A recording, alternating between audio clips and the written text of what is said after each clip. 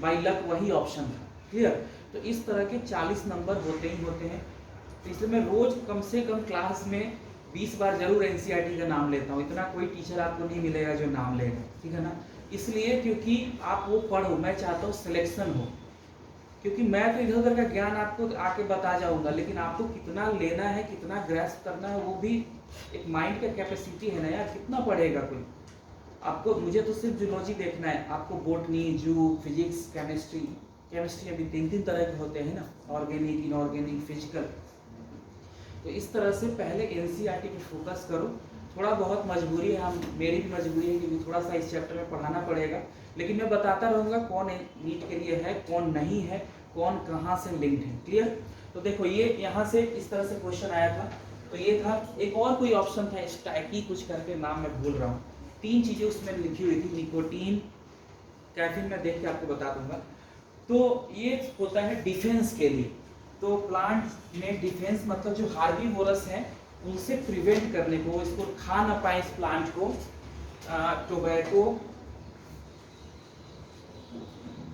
Tobacco में,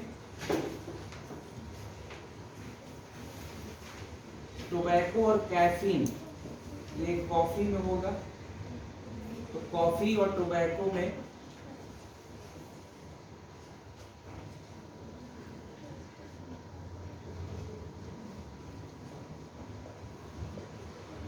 used as defense from herbivorous animals. तो herbivores animal से बचाने के लिए ये यूज होता है।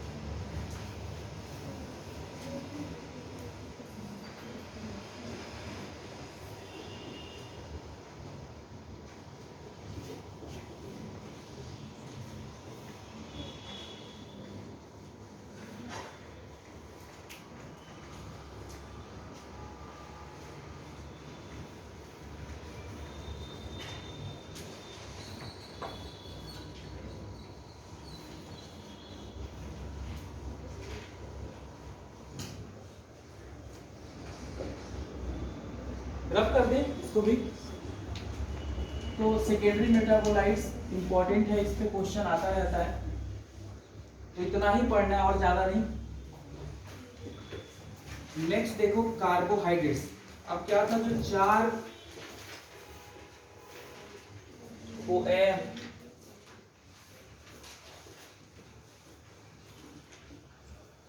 जो 4 ऑर्गेनिक कंपाउंड्स थे हमें मिले थे, कौन कौन?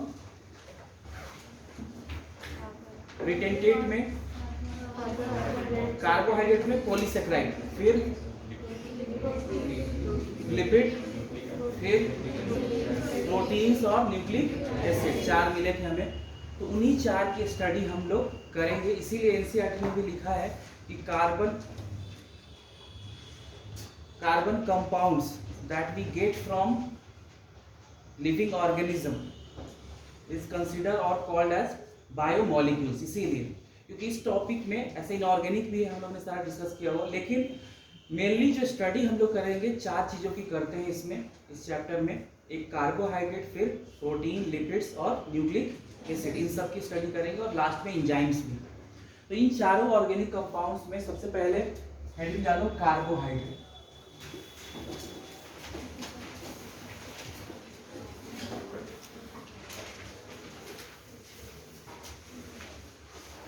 नाम में देखो एक इंफॉर्मेशन आपको मिल रहा है,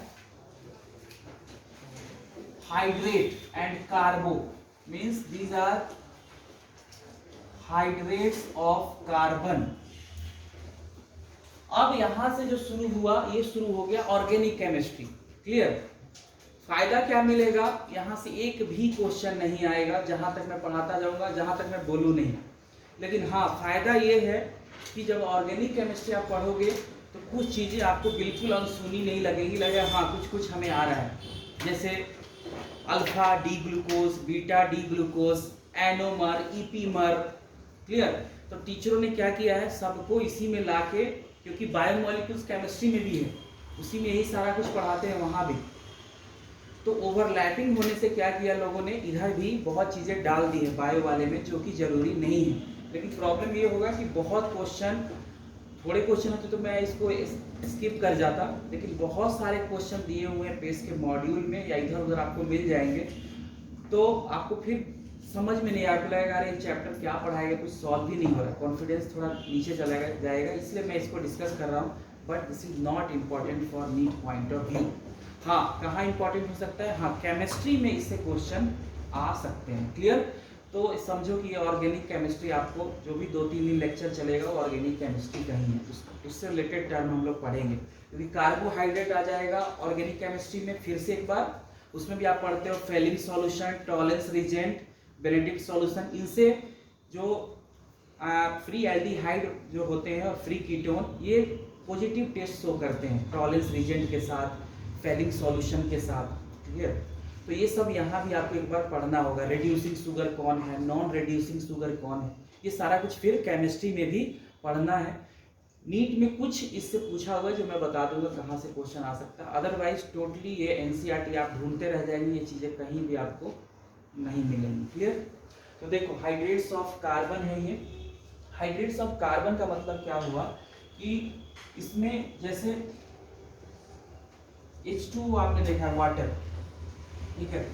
तो वाटर में फॉर्मूला जो हो गया H2O वाटर का, उसमें 2 हाइड्रोजन है और 1 ऑक्सीजन है, मतलब 2:1, 2 हाइड्रोजन और 1 ऑक्सीजन, यानी 2:1 के रेशियो में यहाँ हाइड्रोजन और ऑक्सीजन प्रेजेंट है।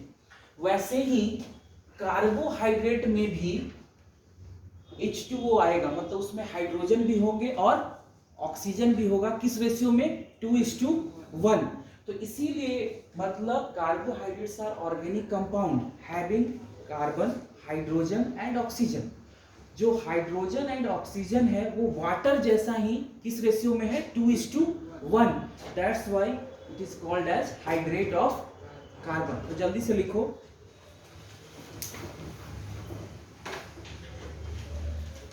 Carbohydrates are hydrates of carbon.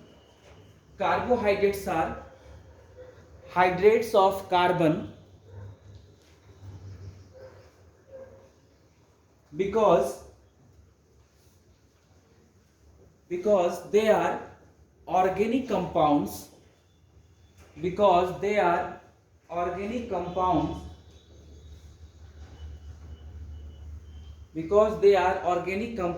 having carbon, hydrogen and oxygen.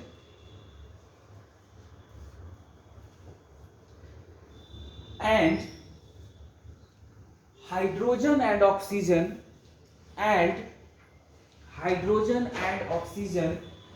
are present.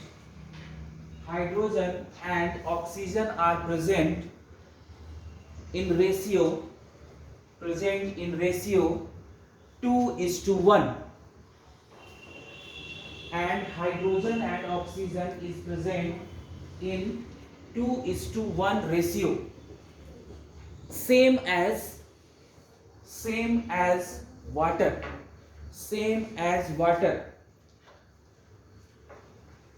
समझ में आ गया। इसलिए इनको हाइड्रेट्स, जैसे वाटर की कमी होना क्या बोलते हैं उसको, डिहाइड्रेशन, तो वाटर होना यानी हाइड्रेशन, तो वहीं से टर्म आया है हाइड्रेट्स ऑफ कार्बन। अब देखो कैसे, जैसे C6H12O6, ये फॉर्मूला किसका है, ग्लूकोज का। C6H12O6 ये फॉर्मूला है ग्लूकोज का, और इसमें देखो वाटर किस रेशियो, हाइड्रोजन ऑक्सीजन किस रेशियो में है, 2:1 रेशियो, क्लियर। तो इस तरह से इनको हाइड्रेट्स ऑफ कार्बन बोलते हैं। सेकेंड पॉइंट आप ये भी लिख सकते हैं, carbohydrates are also called as saccharides. Carbohydrates are also called as saccharides. Saccharides एक ग्रीक वर्ड है जिसका मतलब होता है सुगर। सैकराइड्स और sugar. Second point,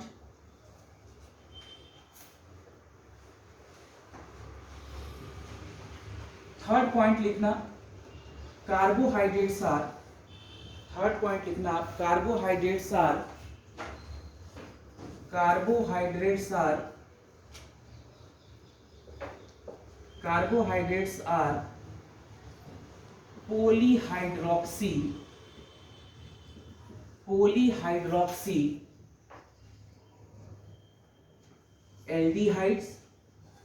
polyhydroxy aldehydes, और ketones. Carbohydrates are polyhydroxy aldehydes और कीटोन्स। इसका क्या मतलब है देखो, ये मैं ओपन चेन स्ट्रक्चर बना रहा हूं ग्लूकोज का, open chain structure of glucose, open chain structure of glucose. 6 carbon होते हैं तो पहले लिख लेते हैं C1, C2, C3, C4, C5 and C6। इस तरह से आप कार्बन लिख लेना। उसके बाद एक डिफरेंस बस याद रखना है, C3 पे राइट साइड में H लगाना है, लेफ्ट साइड में OH लगाना है, अदरवाइज हर कार्बन पे OH राइट साइड में आएगा।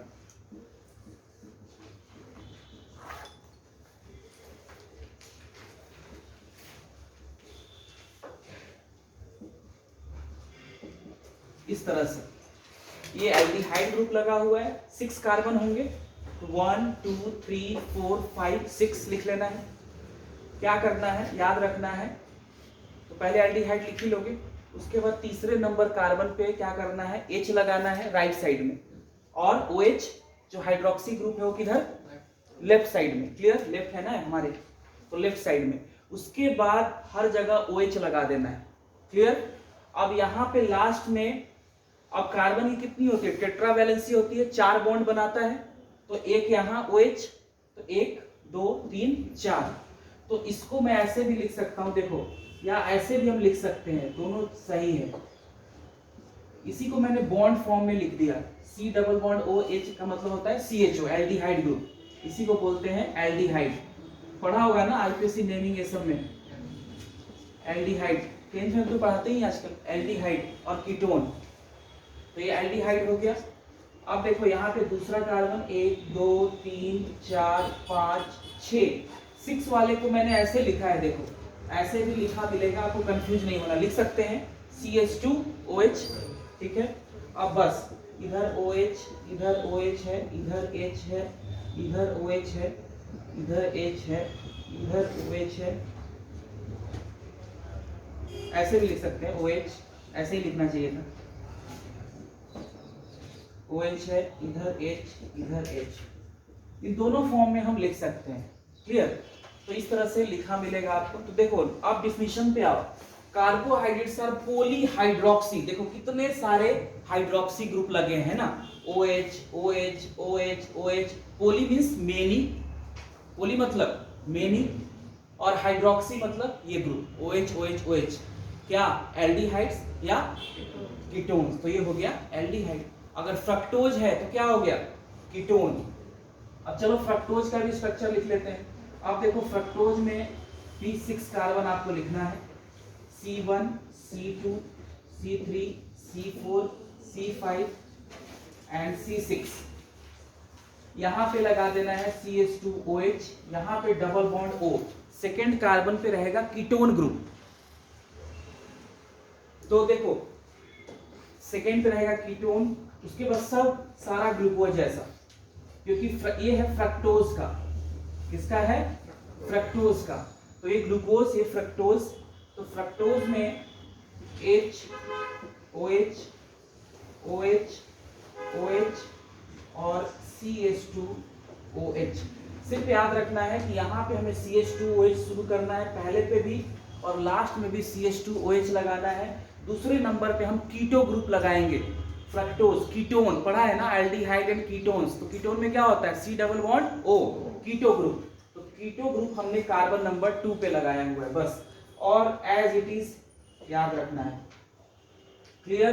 तो ये हो गया फ्रक्टोज। ग्लूकोज का साइक्लिक स्ट्रक्चर बनाया हुआ है एनसीईआरटी ने, वो मैं आपको बनाना भी सिखाऊंगा और एक दो बार प्रैक्टिस करोगे आपको याद भी हो जाएगा कैसे साइक्लिक लिखते हैं, लेकिन वो बनाने का तरीका होता है, ऐसे ही नहीं लिख देते। तो इस तरह से ओपन चेन स्ट्रक्चर है ये ग्लूकोज का। और फ्रक्टोज, तो देखो अब डिफिनीशन आपको समझ में आ रहा होगा। कार्बोहाइड्रेट्स आर पॉलीहाइड्रोक्सी एल्डिहाइड्स या कीटोन्स। तो कीटोन हो गया तो फ्रक्टोज, एल्डिहाइड हो गया तो ग्लूकोज, एल्डिहाइड लगा है।